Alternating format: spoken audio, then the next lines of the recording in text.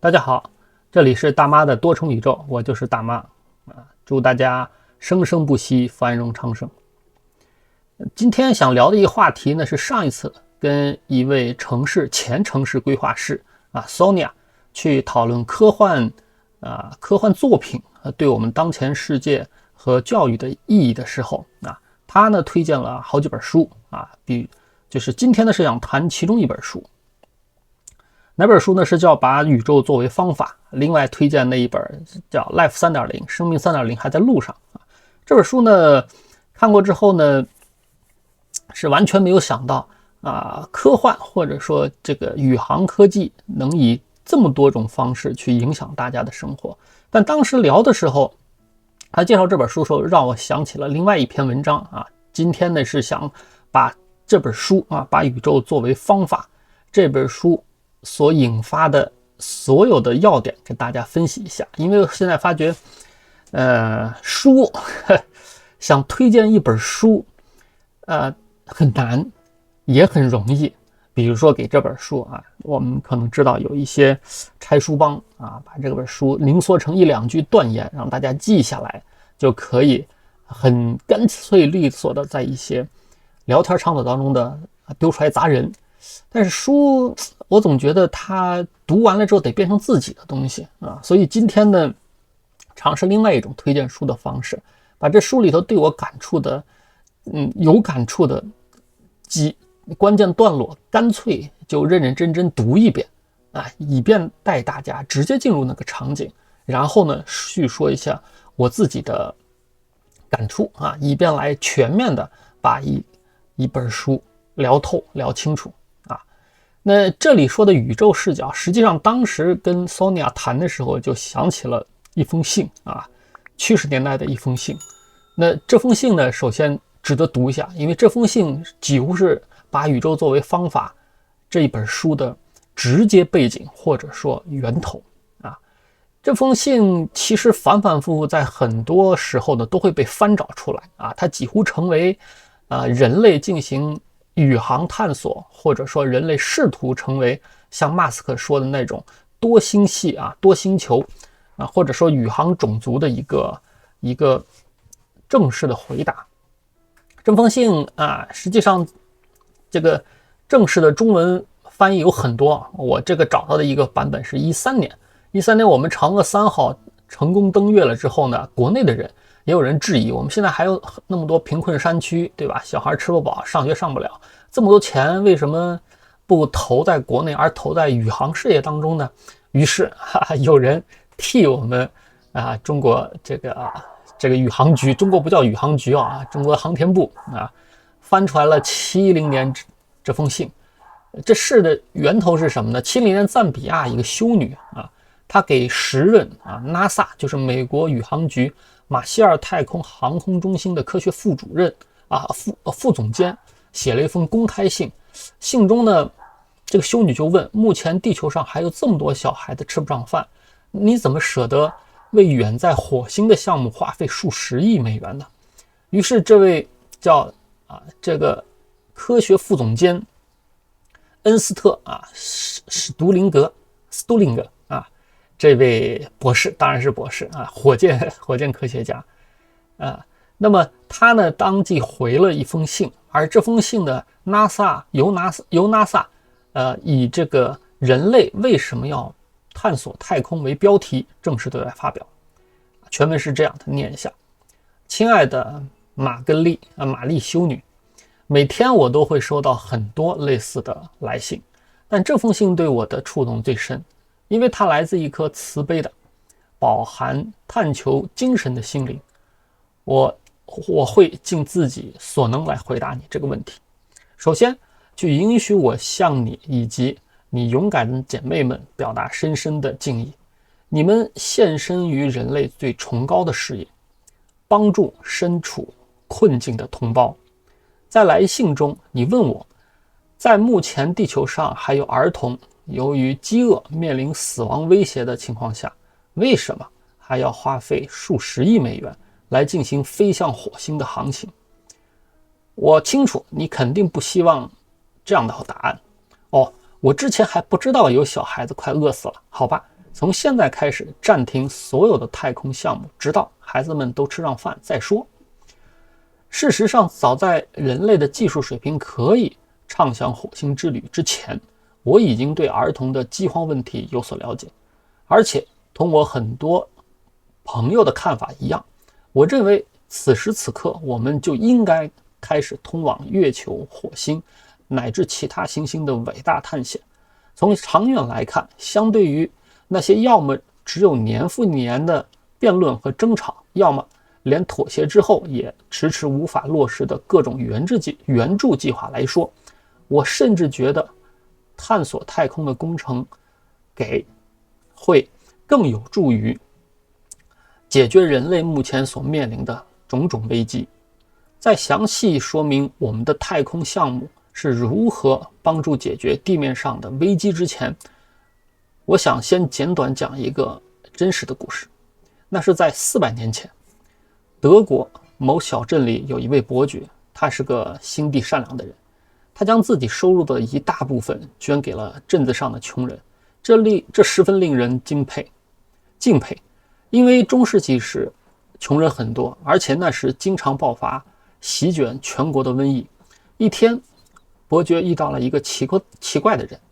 他家中有一个工作台和一个小实验室，他白天卖力工作，每天晚上的几个小时的时间专心进行研究。他把小玻璃片研磨成镜片，然后把研磨好的镜片装到镜筒里，用来观察细小的物体。伯爵被这个前所未见的可以把东西放大观察的小发明迷住了。他邀请这个怪人住到了他的城堡里，作为伯爵的门客，以后他可以专心投入所有的时间来研究这些光学器件。然而镇子上的人得知伯爵在这么一个怪人和他那些无用的玩意儿上花费金钱之后，都很生气。我们还在受瘟疫的苦，他们抱怨道，而他却为那个闲人和他没有的爱好乱花钱。伯爵听到后不为所动，我会尽可能的接济大家，他表示，但我会继续资助这个人和他的工作，我确信终有一天会回报。果不其然，他的工作以及同时期其他人的努力迎来了丰厚的回报。显微镜的发明给医学带来了前所未有的发展，由此展开的研究及其成果消除了世界上大部分地区肆虐的瘟疫和其他一些传染性疾病。伯爵为支持这项研究发明所花费的金钱，其最终结果大大减轻了人类所遭受的苦难。这回报远远超过单纯将这些钱用来接济那些受瘟疫的人，而且只是很近距离范围内的人。我们目前面临相似的问题。美国总统的年度预算共有2000亿美元这是7里面。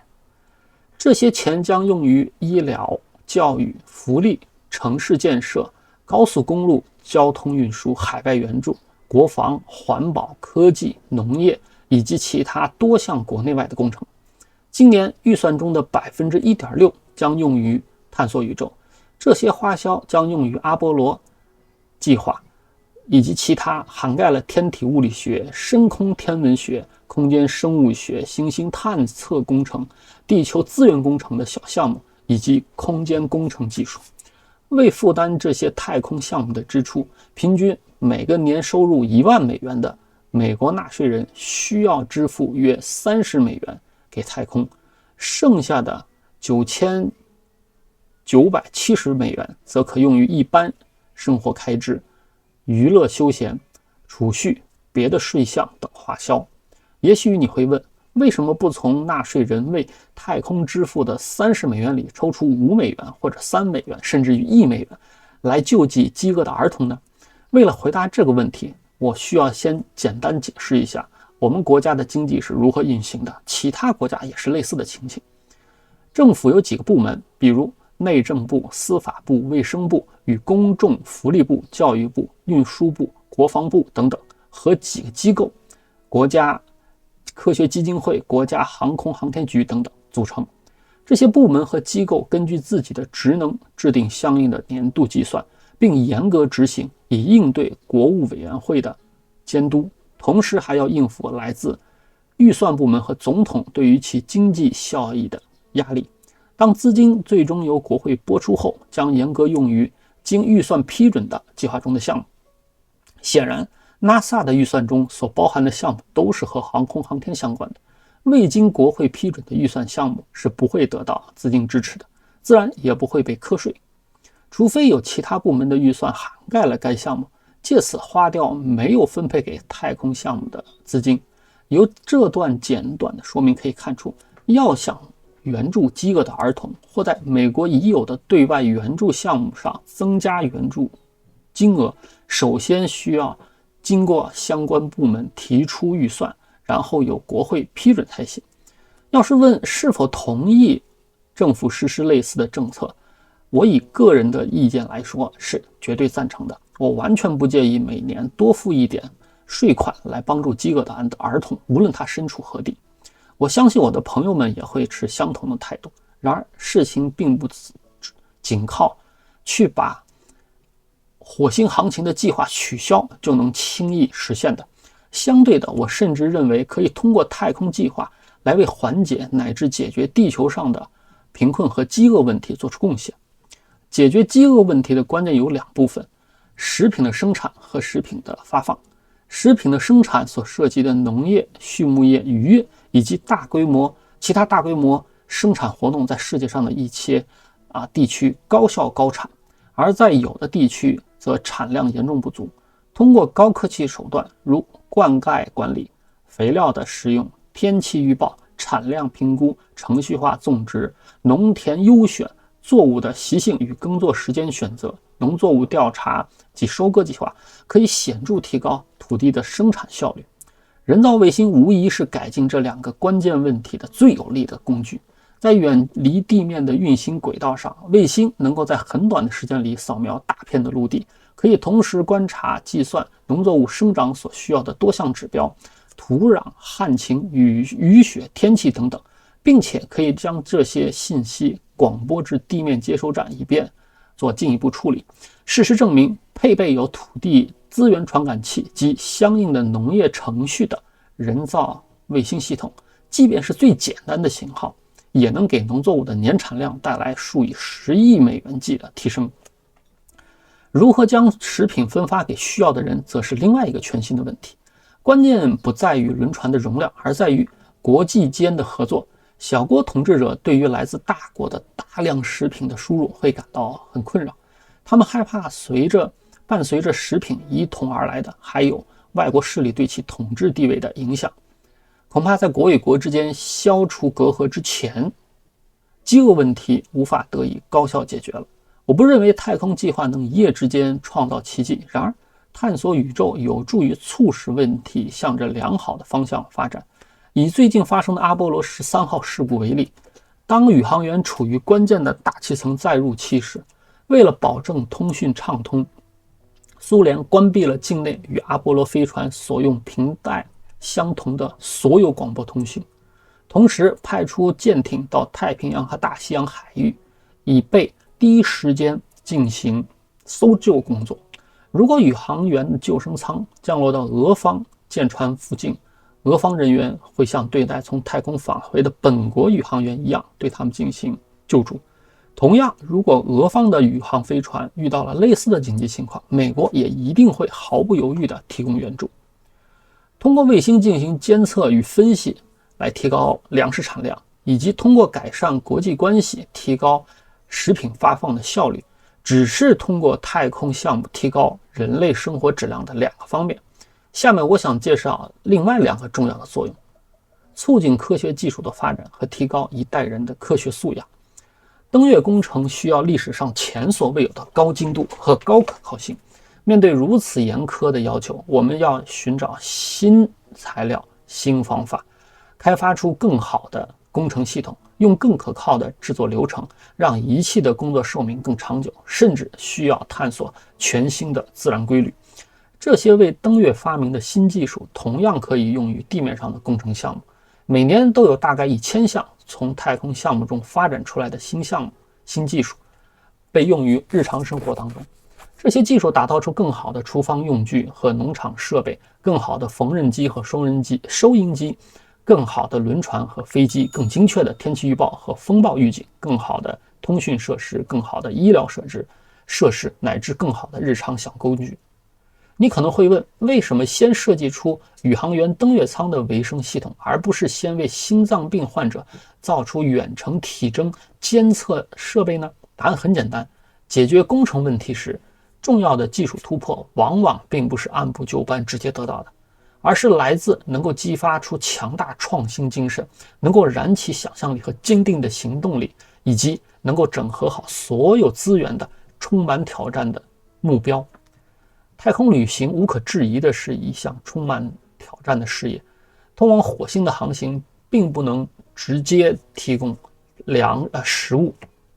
解决饥荒问题。然而，它所带来大量的新技术和新方法可以用在火星项目之外，这将产生数倍于原始花费的收益。若希望人类生活得越来越好，除了需要新的技术，我们还需要基础科学不断有新的进展，包括物理学和化学、生物学和生理学，特别是医学，用来照看人类的健康，应对疾病、饥饿、食物和水的污染以及环境污染等问题。我们需要更多的年轻人投入到科学试验当中，我们需要给予那些投身科研试验的有天分的科学家更多的帮助，同时要有富有挑战的研究项目，同时还要保证对项目给予充分的资源支持。在此我要重申，太空项目是科技进步的催化剂，它为学术研究工作提供了绝佳的实践机会，包括对月球和其他行星的研究，物理学和天文学、生物学和医学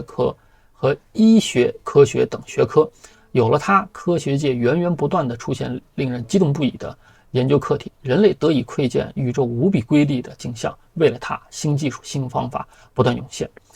由美国政府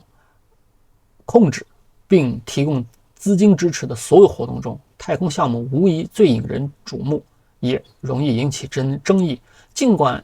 其仅占全部预算的 1.6%， 不到全民生产总值的3%，作为新技术的驱动者和催化剂，太空项目开展了多项基础科学的研究，它的地位注定不同于其他活动。从某种意义上来说，以太空项目对社会的影响，其地位相当于3到4千年前的战争活动。如果国家之间不再比拼轰炸机和远程导弹，取而代之比拼月球飞船的性能，那将避免多少战乱之苦。聪慧的胜利者将满怀希望，失败者也不用饱尝痛苦，不再埋下仇恨的种子，不再带来复仇的战争。尽管我们开展的太空项目研究的东西离地球很遥远，已经将人类的视野延伸至月亮、至太阳、至星球，直至那遥远的星辰，但天文学家对地球的关注超过以上所有天外之物。太空项目带来的不仅有那些新技术所提供的生命品质的提升，随着对宇宙研究的深入，我们对地球、对生命、对人类自身的感激之情将越深。太空探索让地球更美好。随信一起寄出的这一张照片是1968年圣诞节那天阿波罗8号在环月球轨道上拍摄的地球的影像。太空项目所带来的各种结果当中，这张照片也许是其中最可贵的一项。它开阔了人类的视野，让我们如此直观地感受到地球是广阔无垠的宇宙中如此美丽而又珍贵的孤岛，同时让我们意识到地球是我们唯一的家园，离开地球就是荒芜阴冷的外太空。无论在此之前人们对地球的了解是多么的有限，对于破坏生态平衡的严重后果认识的又是那么的不充分。在这张照片公开发表之后，面对人类目前所面临的种种严峻形势，诸如环境污染、饥饿、贫穷、过度城市化、粮食问题、水资源问题、人口问题等等，号召大家正视这些严重问题的呼声越来越多。人们突然表现出对自身问题的关注，不能说和目前正在进行的这些初期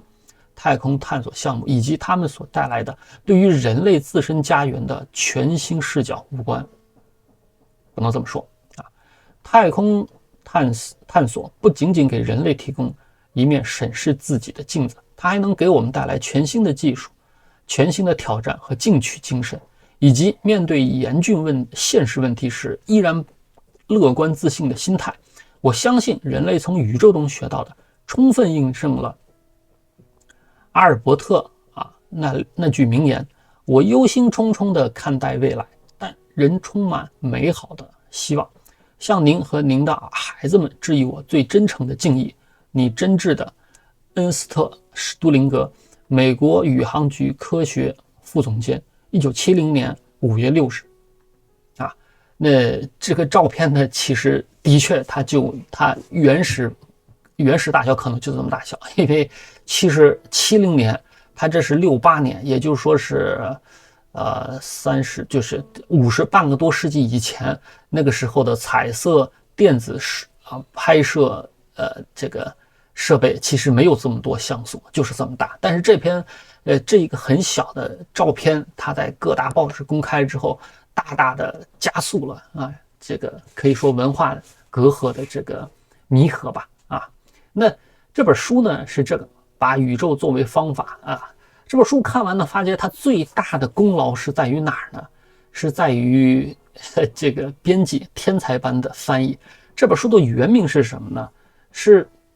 来自天体物理学的信这里头只是100多封信。就是说这个人是谁呢？是尼尔·德格拉斯·泰森，他呢是黑人一名黑人，但是呢他参与了卡尔萨根拍摄的宇宙的那个12集还是14集的那个拍摄。他呢也是作为黑人，其实早年吧，就是你看70年代60年代，黑人其实在美国境遇并不高，没有现在这么高。但是他呢就是因为卡尔萨根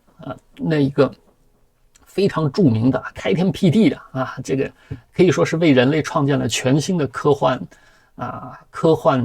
纪录片这个思路的这么一套 Cosmos 这么一套应该说是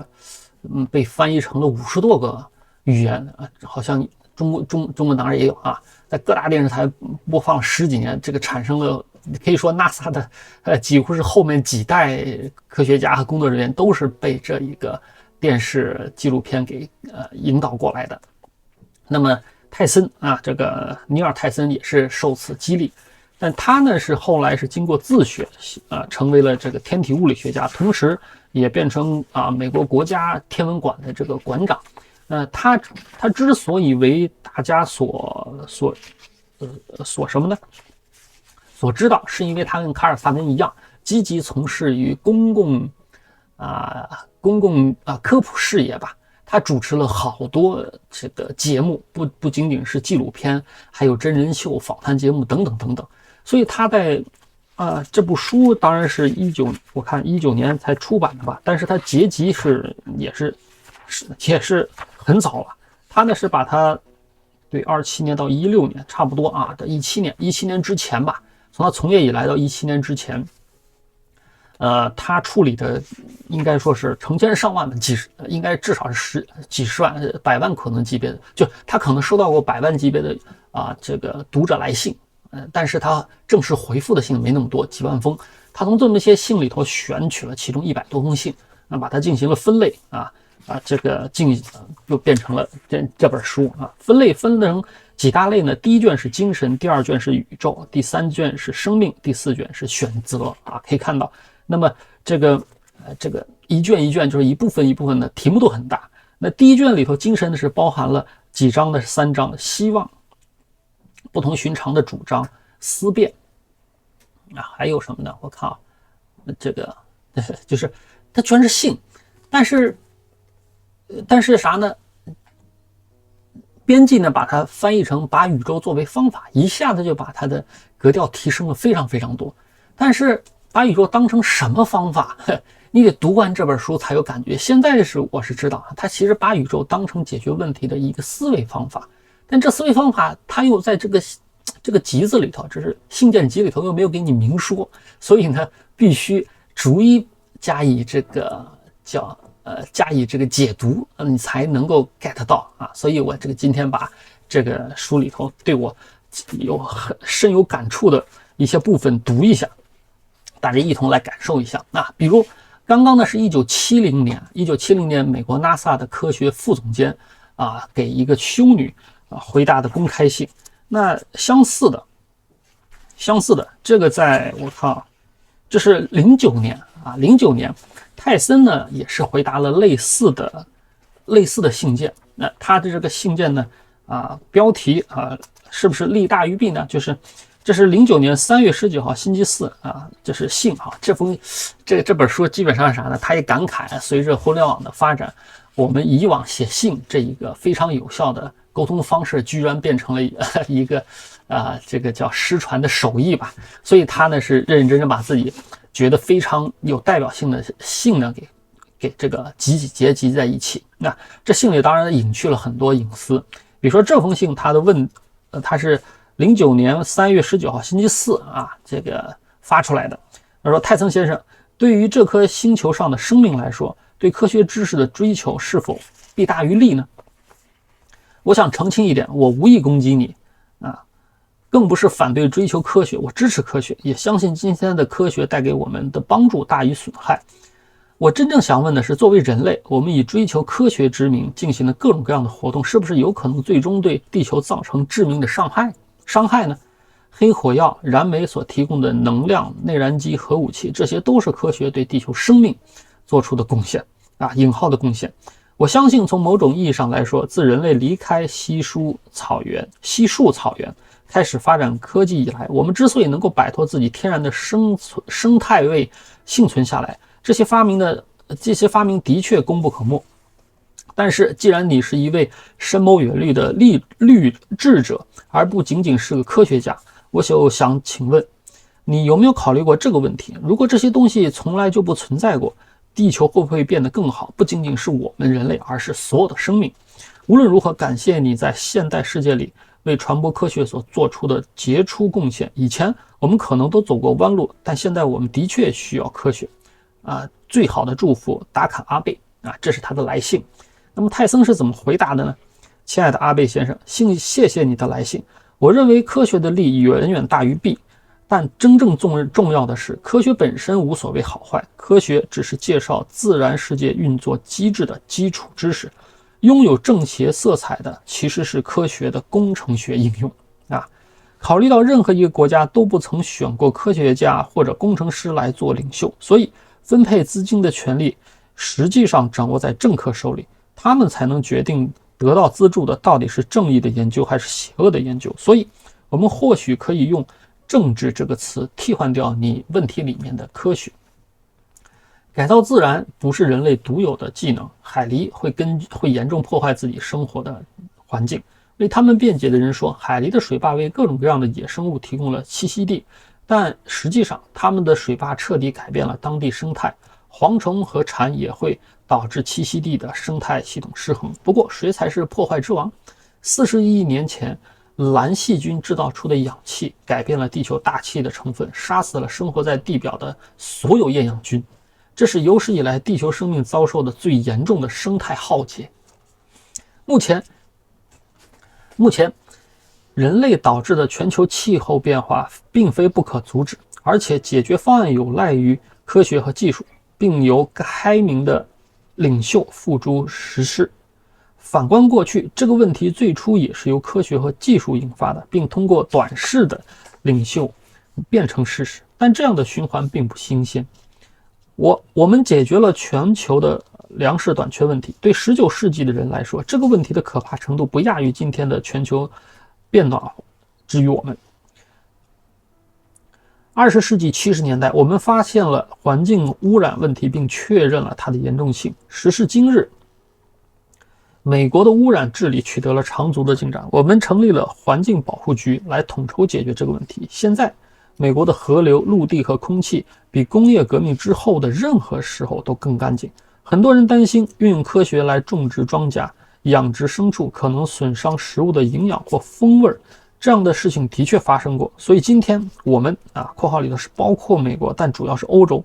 掀起了声势浩大的有机农业运动，号召人们支持本地产品。这样的努力也取得了一些成果。因此，对于这个问题，我比你更有信心。只要能得到政治和文化方面的支持，科学有能力解决它自己无意当中带来的问题。我还相信，如果没有科学的进步，今天的我应该是某人的奴隶。全世界有一半的人活不过5岁。不光如此，活下来的人里只有70%只能在农场里做苦工，生产出来的食物很难喂饱日益增长的人口。但无论如何，我还是要感谢你的问题、你的热情，还有你对我工作的好心评价。真诚的，尼尔·德格拉斯·泰森。这个回答呢是很全面，而且呢态度呢就非常有科学性展现。那我现在是这一共100多封信，但里头呢对我非常有感触的呢不多。那这里呢是专门念几个，因为这几个是恰恰串起来了这本书为什么会把原著里头来自空间物理学家的信翻译成了把宇宙作为方法。那首先是前面第一卷里头的是有关失去信仰的这个信。这是09年4月29号星期三，亲爱的这是原信这个就是他各种各样渠道的这个读者来信或者说观众来信、听众来信等等等等。亲爱的泰森博士，我在北卡罗来纳州偏远山地的牧场里长大。以前我总觉得自己被诅咒了，或者是有什么缺陷，因为那种对更高力量的信仰从来没有击中过我引号的击中。我去过教堂和主日学校，身边的宗教氛围也很浓厚，但一部分的我总在不停地提出疑问。我还记得别人问我信仰的时候，我只能撒谎，我不愿意再想有时候甚至想哭。如果撒谎的次数够多，最后我会不会真的信了？因为问题太多，我被赶出了主日学校。不过从那以后，我开始发现，有的人和我一样，只是别人比我聪明的多，受教育程度也好得多。我只想谢谢你，你肯定不知道你的话对我有多大的影响。你和其他一些人让从穷乡僻壤的孤独无信者这是专门一个词儿，无信者看到了希望，让他们有勇气坚守立场，继续提问。我知道你是科学家，也是老师，但对某些人来说，你是希望乔治·亨利·怀德塞兹这一般都是化名假名回信是这样的，很简短，但是非常有力。亲爱的怀特塞兹先生，谢谢你分享自己的故事。无论过去还是现在，我从来不想以任何方式改变任何人的信仰。我的目标很简单，鼓励人们自己思考，而不是让别人替你思考，由此孕育出怀疑主义的灵魂和自由探索的精神。我很希望能够促成你这方面的成长。正如我们在宇宙中常常说的一句话，抬头看，别放弃。尼尔·德格拉斯·泰森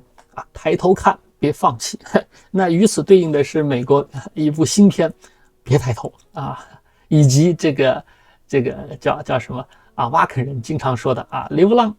long and 就是那个生生不息，繁荣昌盛。这种断言其实是非常有意思的。好，那接下来是心灵传送有关这个迷信或者怎么地的。是2004年11月6号星期六，尼尔，这真的很蠢他这个还加了3个感叹号。新闻头条：空军申请750万美元用于研究心灵传送。这詹姆斯麦哈德女士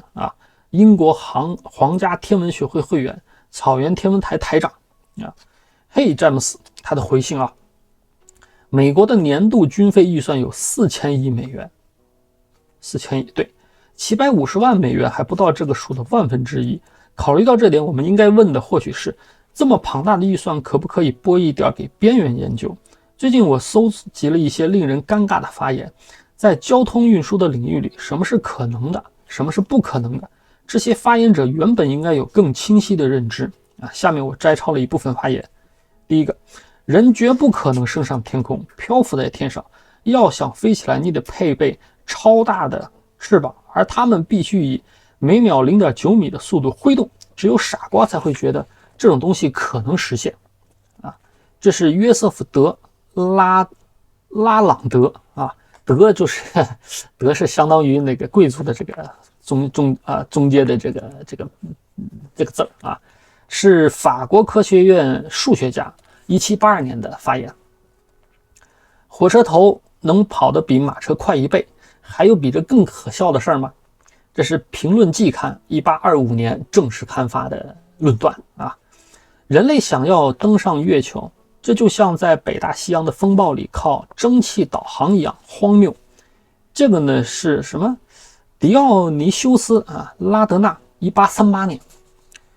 人类别想在50年内飞起来啊！这个断言呢是威尔伯莱特对弟弟奥威尔说的，1901年，这就是莱特兄弟里头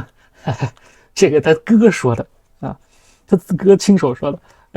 的。抵达月球这个天马行空的想象根本不可能实现，因为我们无法逃脱地球引力的樊笼。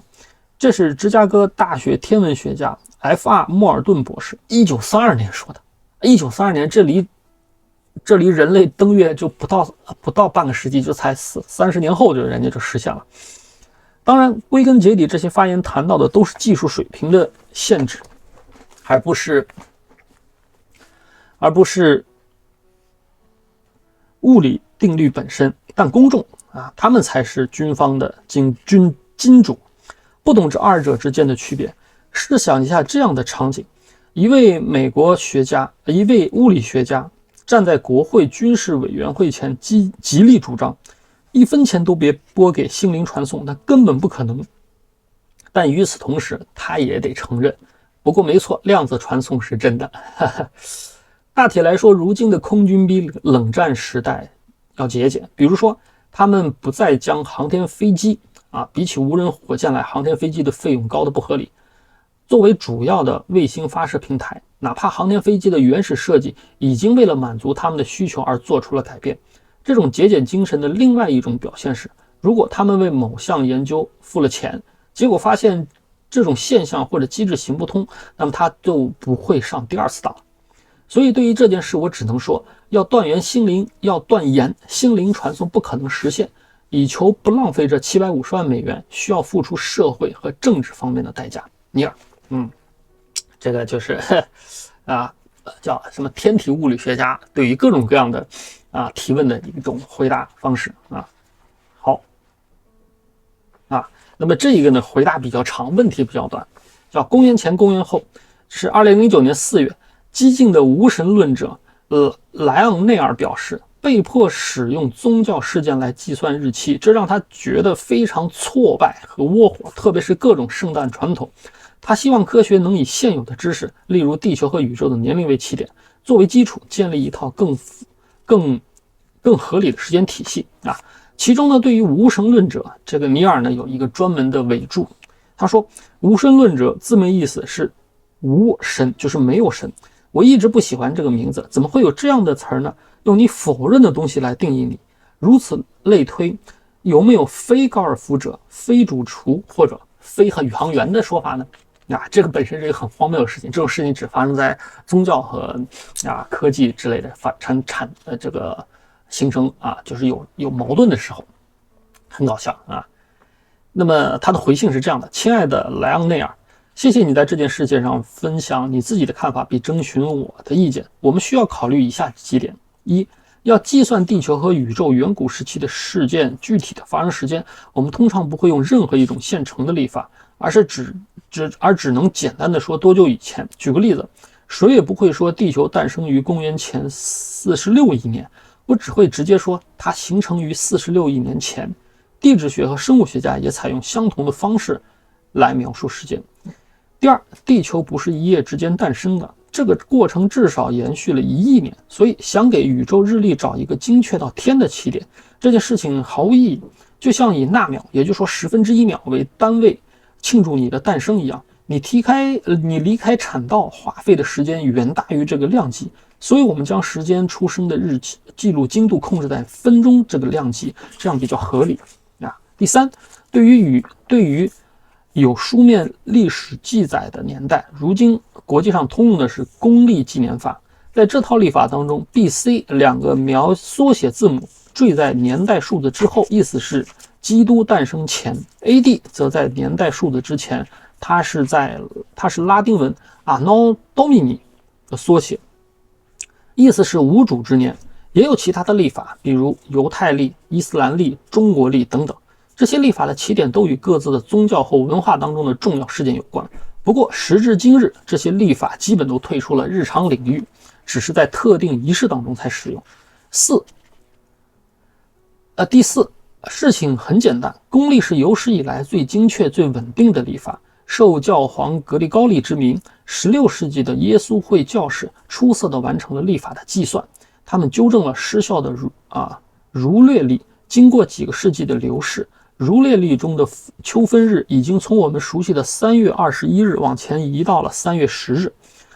校正后的秋分日永远的固定在了3月21日，前后误差不会超过一个闰日。反观其他历法，尤其是月亮历，为了让历法和地球绕太阳运行的周期保持一致，他们时不时就得插入一整个闰月。如果你的某项工作完成的非常出色，超越了所有前人，那你就有资格给它命名。当时的无神论者对历法不感兴趣，当然他们对这方面一直就没什么兴趣，所以他们几乎没有参与新历法的制定。唯一的贡献可能就是引入了 BCE 和 CE 这两个缩写。 BCE 是公元前替代了 BC，CE 是公元后替代了 AD。 亨德尔的弥赛亚是有史以来最伟大的赞美诗之一，巴赫的 B 小调弥撒也不遑多让。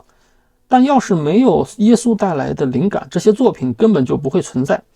宗教色彩未必至少不应该损害这些音乐名作的美丽和辉煌。此外，作为一位无神论者，你肯定会使用假日和再见这两个词儿，可它们俩的词源分别是圣日和上帝与你同在。和生活的其他事情一样，有些东西真的不必过于计较。所以请容我建议，你不妨使用 CE 和 BCE 这两个缩写，然后放下这件事情，把你的精力投入到真正的战场，保护科学教师的神圣性，对抗那些不断试图用宗教思想影响科学课程的原教旨主义信徒。真诚的，尼尔·德格拉斯·泰森所以他呢，就是很习惯性的在每一次回信当中呢，都用一些反转来完成这个良好的沟通。那还有一个事情，这个让我也很有感触这个题目的是看见星星。事件是这么样的，大都会日记是纽约时报的一个栏目，每周刊登一次。它搜集了读者在城市生活中的独特故事。例如我在1993年分享的这个故事。1993年12月15日星期三，纽约时报。亲爱的大都会日记，最近我在哥伦比亚大学天文系的办公室里接到了一个电话。一位带着浓厚布鲁克林口音的老太太说，昨天傍晚她看见一个很亮的东西悬停在窗外，她想问问那是什么。我知道金星正好很亮，而且正好在黄昏时分出现在西边的天空中，但我还是多问了几个问题来验证我的猜想。老太太回答说，它的位置比马迪熟食店的屋顶高一点，诸如此类。最后我得出结论，老太太看到的那个东西的亮度、方位、高度和出现的时间的确与金星一致。考虑到这位女士可能大半辈子都生活在布鲁克林，我就问她为什么现在才打电话问？明亮的金星出现在西边的地平线上，这样的场景她应该见过几百次才对。结果老太太回答说，我以前从未注意过它。你肯定能理解天文学家听到这样的话有多惊讶。于是我忍不住追问了几句。我问他在这间公寓里住了多少年？30年。我又问他以前有没有看窗外。以前我总把窗帘拉得严严实实的，但现在我很少拉上窗帘。接下来我自然就问他为什么现在不拉窗帘了呢？以前我的窗外矗立着一栋很大的公寓楼，后来他们把它拆掉了，现在我可以看到天空了。它真美，它真美。尼尔·德格拉斯·泰森与曼哈顿。所以这个信呢，就跟我们相声里头的单口一样，它留了一个非常非常有力的结尾，简短的结尾，但是展现出了人无论在哪的人，甚至于久居这个布鲁克林区西啊，就是皇后区那个，实际上是美国纽约这个城区里头比较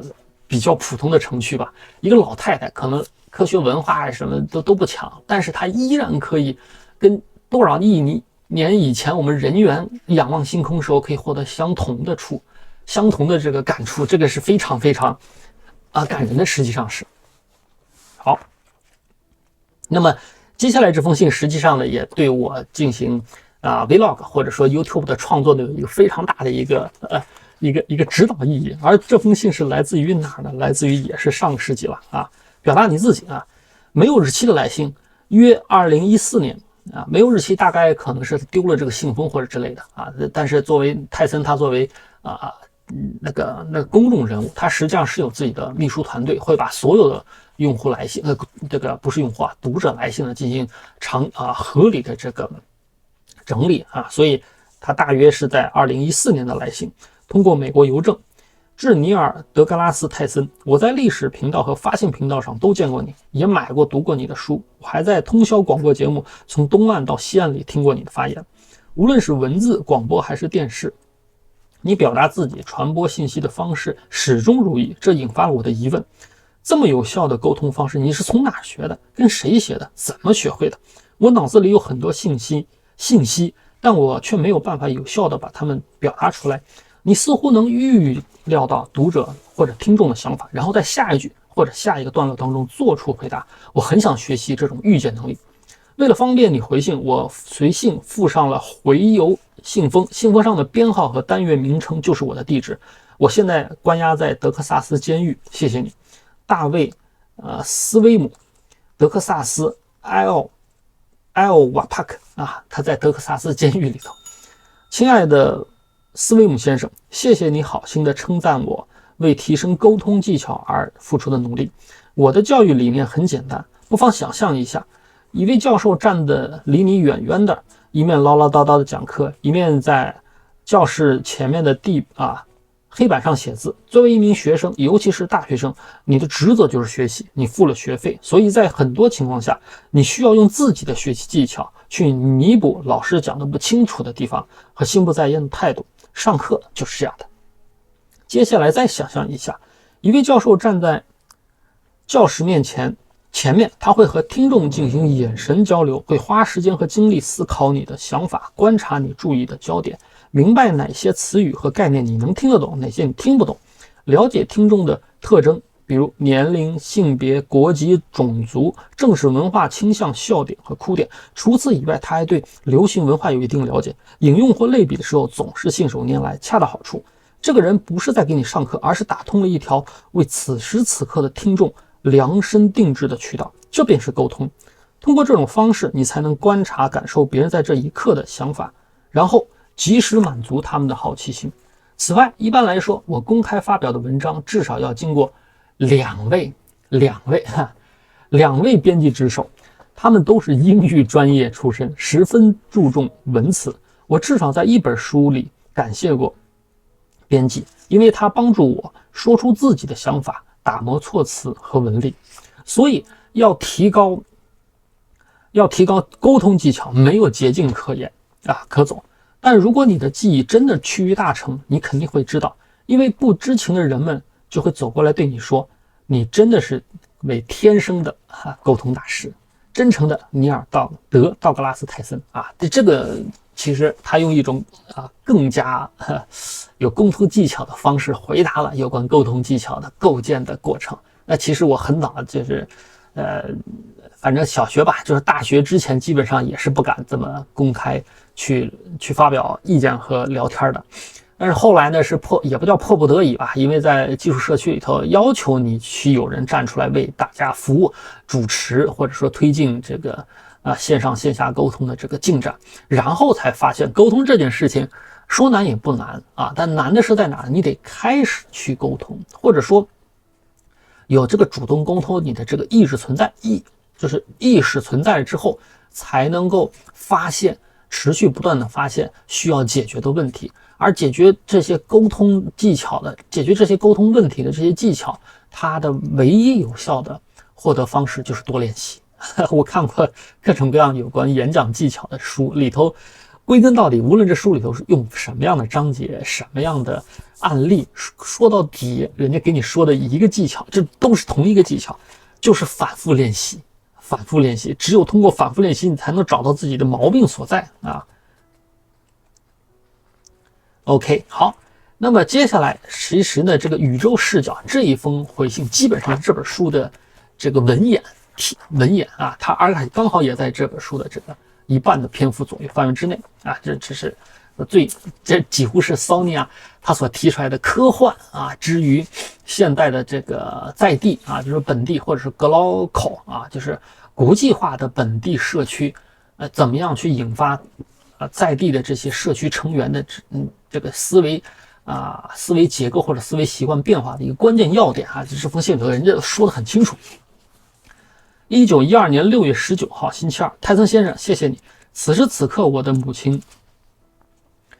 亲正在死亡线上徘徊，我尽量陪在她身边。以前我一直没有太多时间陪她，我们的生活道路并不相同。她和我妹妹一起住，多年以来我们很少打交道。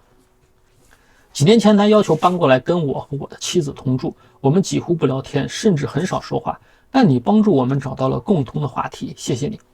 我们单独的出生，又孤单的死去。每个人唯一能带走的只有一生的回忆，向你致以最深重的感谢，祝福你，罗伯特·克拉克。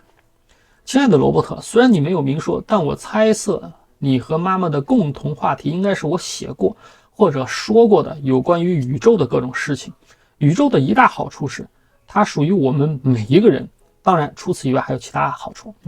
因此你对它了解的越多，你和它的关系就越紧密。在我临死的时候，我一定会想到演化生物学家查理德·道金斯的名言。道金斯觉得大部分人，或者说大部分可能存在的基因组合，根本没有机会出生，更没机会死去。我总爱思考人类在宇宙中的地位。除了道金斯之外，类似的哲思总能给我带来头脑的启迪和精神的平静。我写过一篇文章，题目叫做《宇宙视角》。要是你愿意给妈妈读一读这篇文章的最后一段，我将不生荣幸。如果你们还有时间的话，段落内容附在信后。愿你坚强啊！愿你的母亲安宁，尼尔。接下来是他这个书的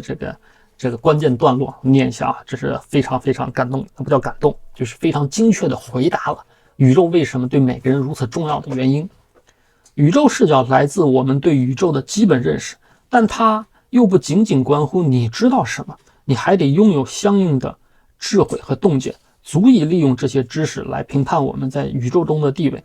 它的属性一目了然。宇宙视角来自科学前沿，但它不是科学家的专利，而是属于每一个人。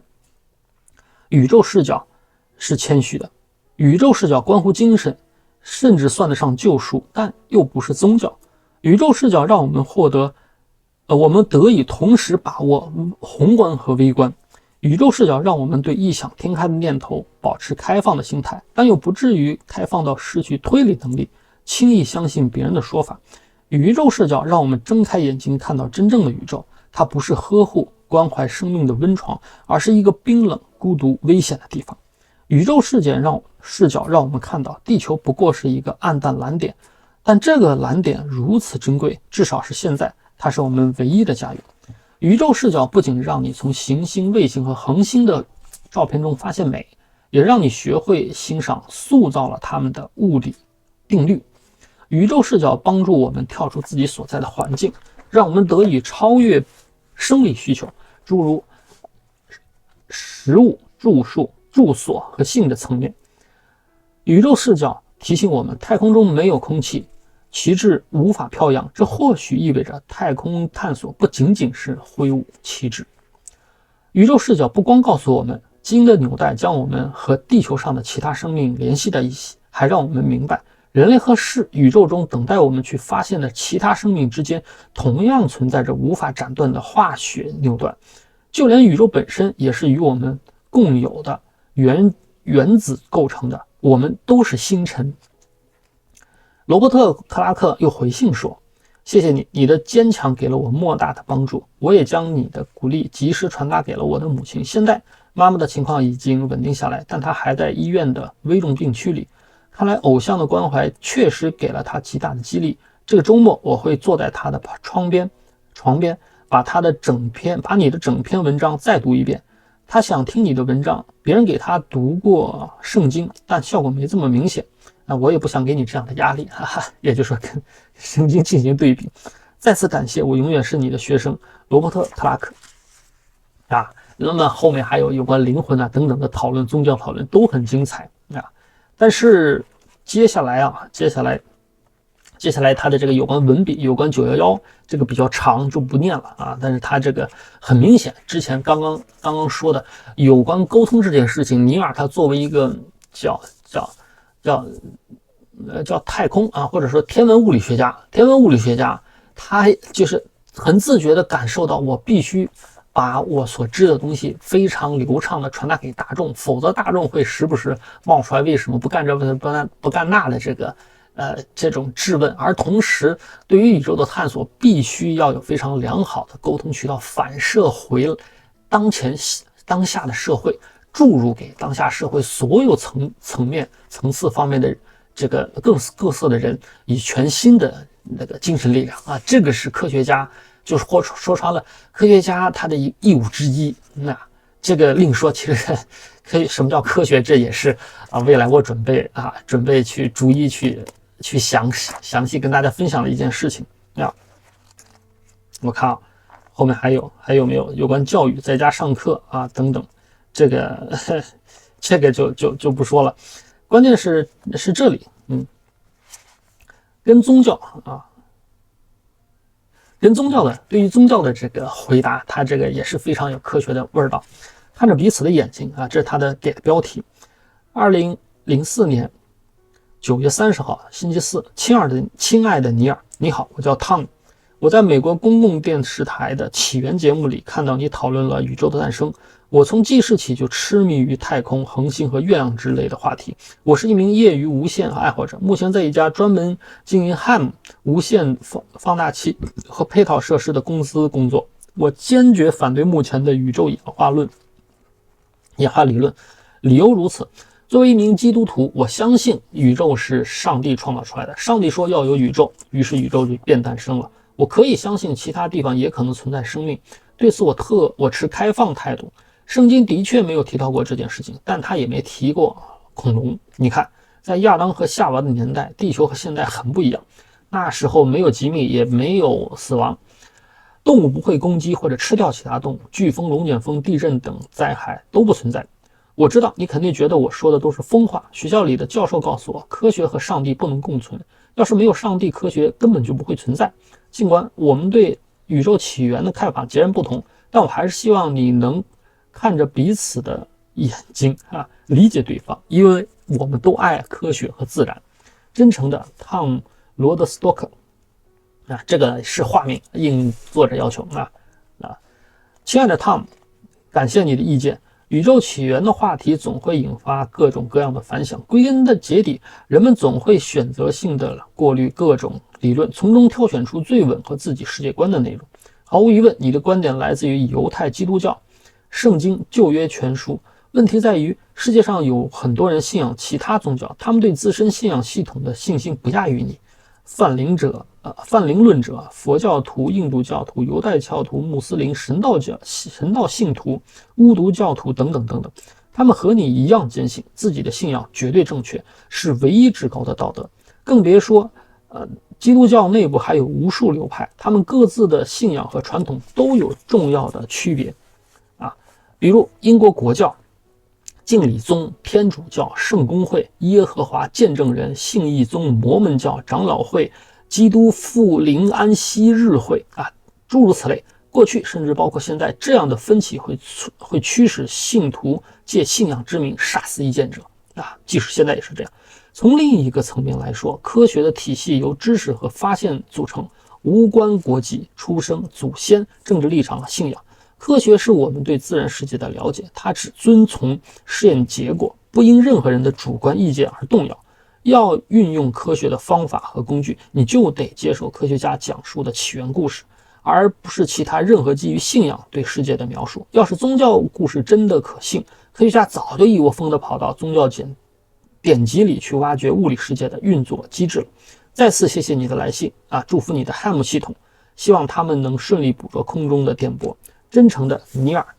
德格拉森·泰森啊，这个就是这种回答说的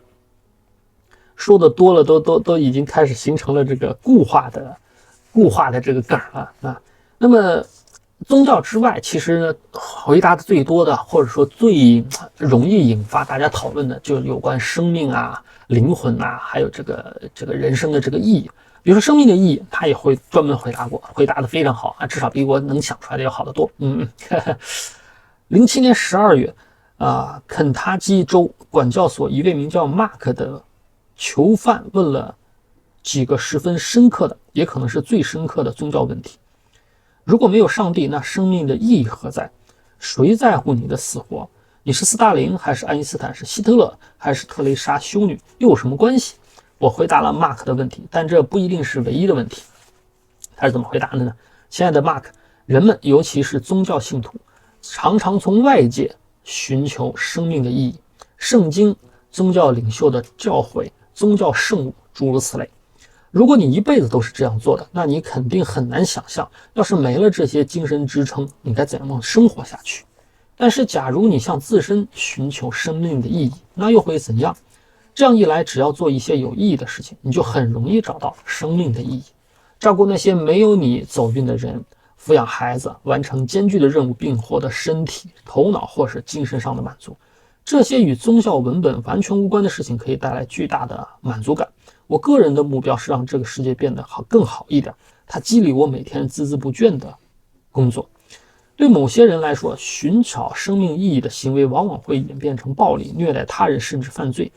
有的人是因为自私，还有一些人是因为厌世，但这些特质不是无信者的专利。在这个世界上，宗教战争并不罕见，以神的名义进行的残酷屠杀夺去了无数无辜的生命。所以你认为上帝能让人谨言慎行或者赋予生活意义，对很多人来说情况可能真的如此。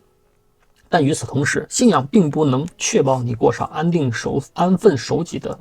美满生活。我得补充一句，如果我帮助一位老太太过了马路，那只是因为她需要帮助，我也有能力提供帮助，而不是因为我期待因此获得奖赏。无论是现实还是来生，我的动机很简单，创造意义和自我价值，不光为自己，也为了世上的其他人。最后，虔诚的宗教信徒有时候会问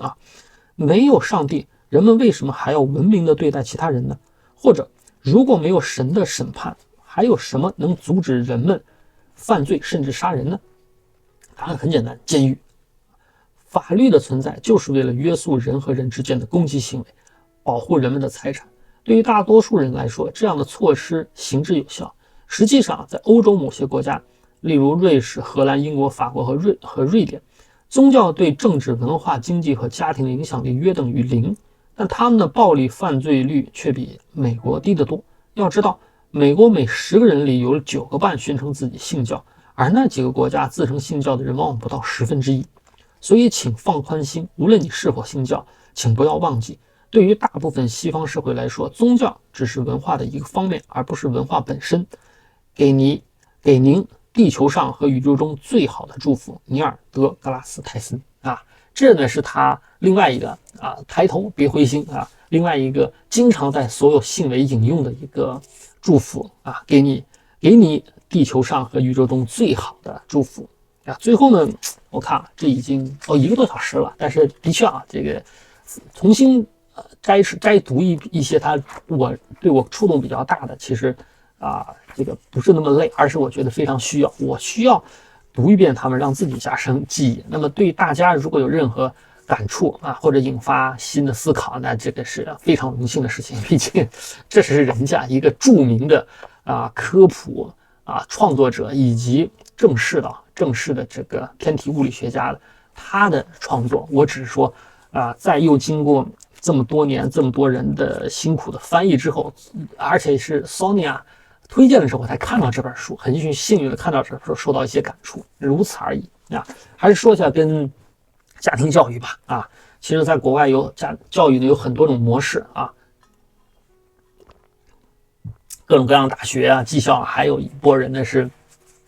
跟郑渊洁一样，选择在家里头教育小孩。那这封信是有关在家上课。为了确保课堂上讲授的知识符合圣经对自然世界的描述，很多基督徒父母选择自己在家里给孩子上课，但他们的讲述往往会和已经得到公认的社会知识发生冲突，尤其是演化生物学和宇宙起源这方面的内容。丽莎·麦克林生活在一个宗教氛围浓厚的社区，现在她在家里给女儿上课，但宗教课程和科学发现的冲突令她左右为难。2005年8月，她问我在教育自己孩子的时候如何处理这些矛盾。亲爱的丽莎，谢谢你的坦率。你问我怎么教孩子，我的答案是我并不担心孩子们会学到什么样的知识，相比之下，我更看重他们会养成什么样的思考方法。在所有的教育目标中，这可能是最高的一个，因为在人生中所有的关键时刻，你的思考方式比知识更重要。思考方式很难传授，而且需要师生双方都付出更大的努力。最重要的是，你得鼓励孩子提出问题，你需要坦诚承认自己的无知。如果当时你的确不知道某个知识点，除此之外，我们还需要多做实验，寻根究底研究底。我不会教孩子们磁力是什么，只会给他们一袋磁铁让他们自己去玩。我不会教孩子们离心力的定义，只会带他们去游乐园，和他们一起做旋转类的游乐设施。我不会教孩子们化学，只会问他们：你们有没有试过将烘焙苏打和柠檬汁混在一起？注意，这两种物质的组合会引发剧烈的化学反应，你可以和女儿一起试一试。如果他们的手电筒不亮了，我不会说他要更换电池了，而是说我们来测试一下，看看电池还有没有电，然后我把电池放进测试仪，动手研究。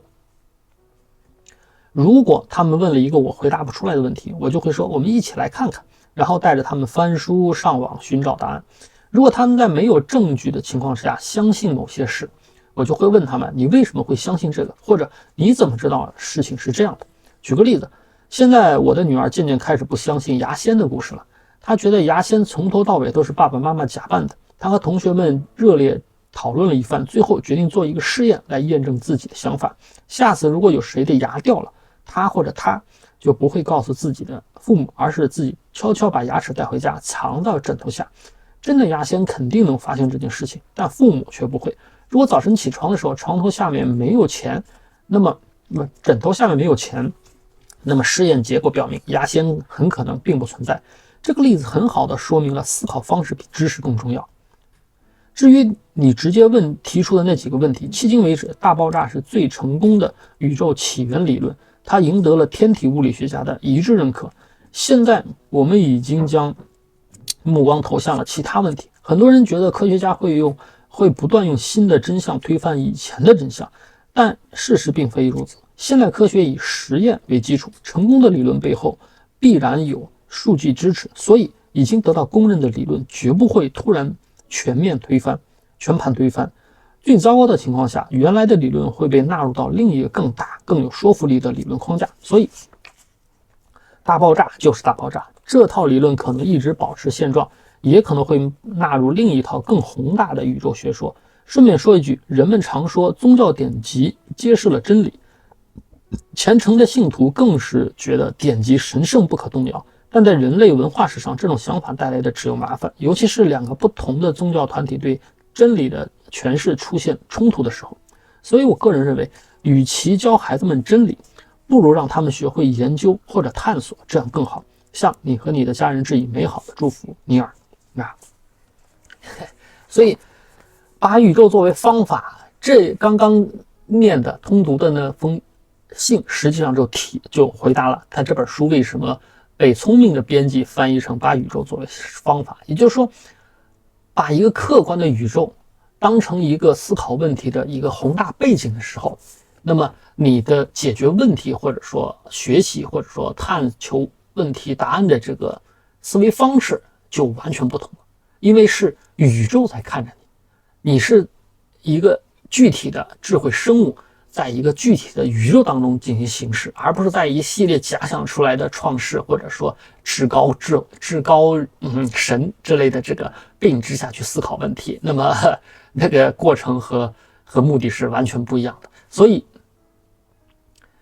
今天这本书啊，这个是通读了一堆吧，一堆了，用了1个小时，把这本书为什么感触就是对我最大的感触的一些通读了一遍。那当然，这个我的通读并不专业啊，甚至于不流畅，但是我愿意，我想再读一遍，对，我想再读一遍啊。那么大家能找到这本书的其他的版本，也是推荐去看一下，甚至有电子版，你不用当然二手书也都 OK。其实我这个就是二手书买的，孔夫子之网上买的好，那么把宇宙作为方法和把科幻作为方法是一样的，因为他们俩的内核精神都是共通的科学质疑或者思辨的这种思维方式那么今天先介绍到这儿还是一样祝大家生生不息，繁荣昌盛。好，欢迎订阅大妈的多重宇宙。